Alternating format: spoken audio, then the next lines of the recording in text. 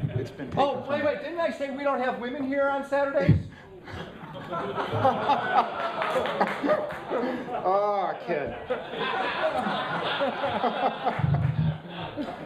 Alrighty here. So I was gone last week on the road doing some interesting things, raising funds for our companies.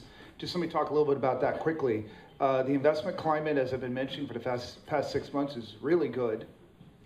It's really good, but it's interesting. It's not necessarily coming from venture capitalists. A lot, probably half the money now I'm raising for my companies are coming from either corporations or from what you might call Uber angels, people who put $500,000 to work.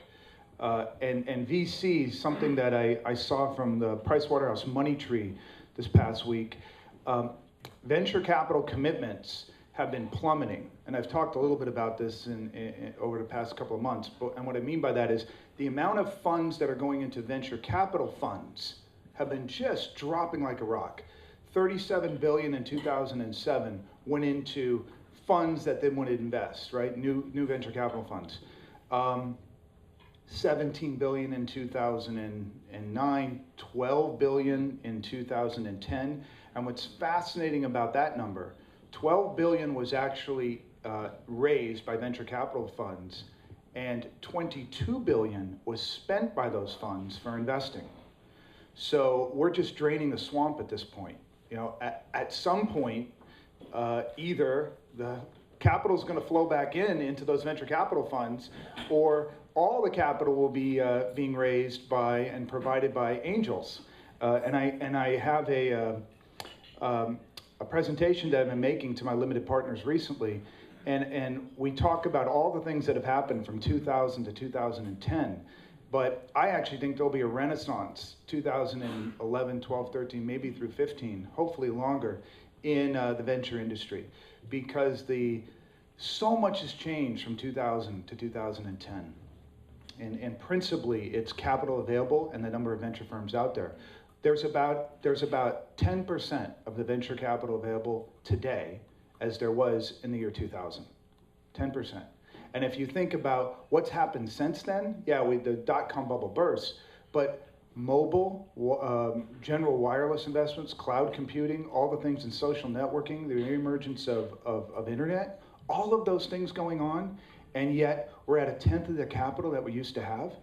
Super angels have certainly helped, but they'll never be as reliable a group of investors as VCs, because venture capitalists, they're professional managed firms. They put money into your company in good times and bad. When you're struggling, they'll put more money in to make sure they save their investments. You can't get that usually from groups of angels.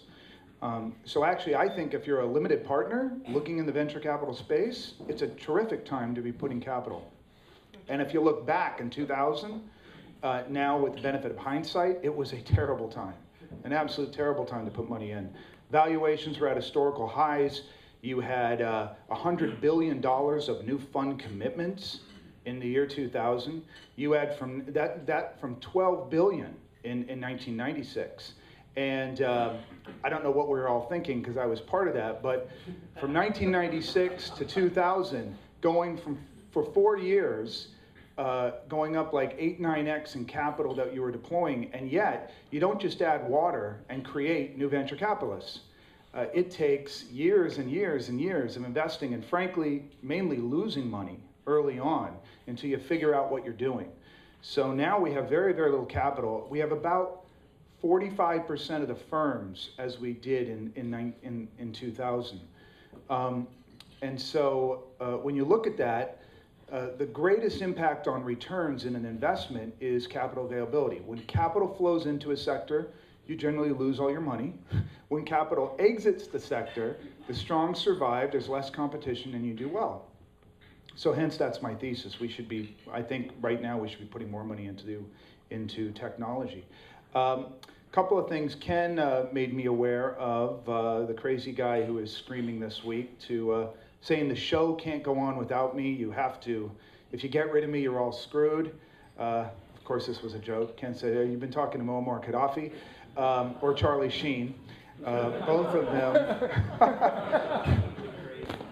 of them went down in flames this week. This is a little bit of a language lesson this week. How do you say "we're fucked" in Japanese? And I think I figured it out. It's JGPIF, the Japanese Government Pension Investment Fund. So I saw something very funny about that this week, maybe sad. By the way, the Japanese investment fund is the largest investment fund in the world. It's for their pensioners. It has about $1.5 trillion of capital. Compare that to CalPERS, the largest pension in the US, which is about 220 billion. So enormous. But this is just such a sad commentary. So they have this $1.5 trillion of assets. And where have they been putting all the money? Well, they've been putting it in bonds, which you could say, well, those are generally safer than stocks. But when you invest for the long term, of course, you're willing to take a little bit more risk to get a little bit higher yield. So they've been putting it in bonds for the last like 25 years. And the bonds that they've been buying have been sold by who? Alex, you have a guess? The Japanese government, who happen to be the lowest yielding bonds in the world. Now, 0% interest. About zero, yeah. And some of the bonds actually are 0% interest, believe it or not. They also have been putting money in stocks, most of it going into Japanese stocks. And for those of you who know what the Nikkei average is, that's the Dow of Japan. It's below 1990.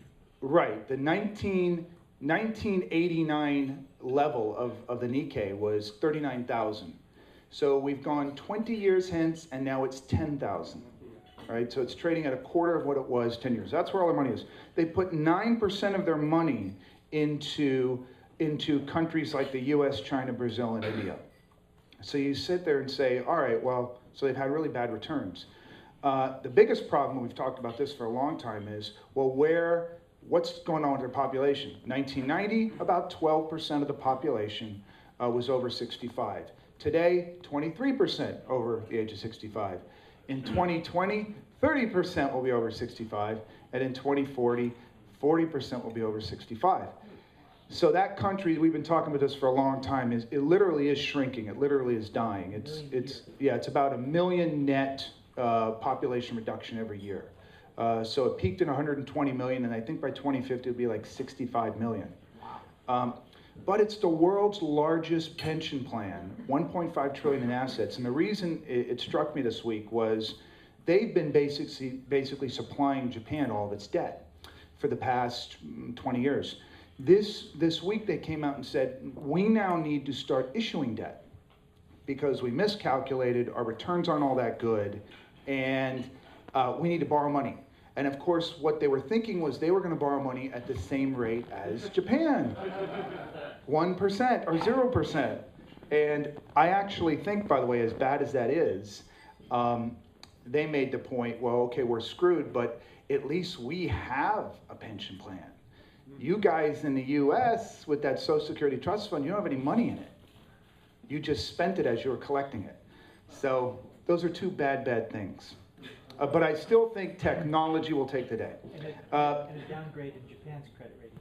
Yeah, certainly Japan's credit rating has been downgraded. Yeah, as a result of this kind of, we need to start selling bonds.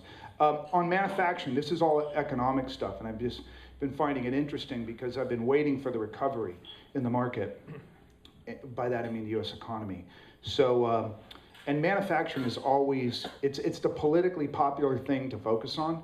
And it's one of the reasons is because it created a lot of middle-class jobs.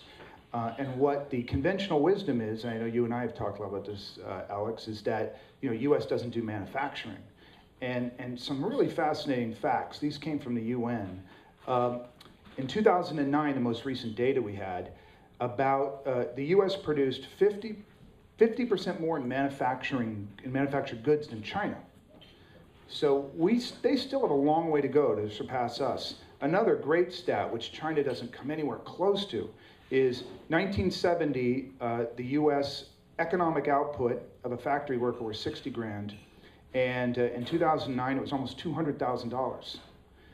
We doubled the manufacturing output in the country during that time with 7 million fewer workers. And of course, the reason we were able to do that was because of technology, right? All technology enhancing tools. So I was thinking about, okay, we've got this great manufacturing base here still, by the way, very high quality and very good margins for the stuff manufactured in the U.S. But today we still have 14 million people who are unemployed. And we're supposedly a consumer-driven economy. So what that would make you conclude is that, all right, we still, from the peak of 2007, we must be seriously reducing our consumer spending. And in fact, in Q4 of this past year, 2010, the consumer spending levels exceeded what they were at the peak before the recession. So it's clearly not consumer spending that's led to the collapse of the job market. And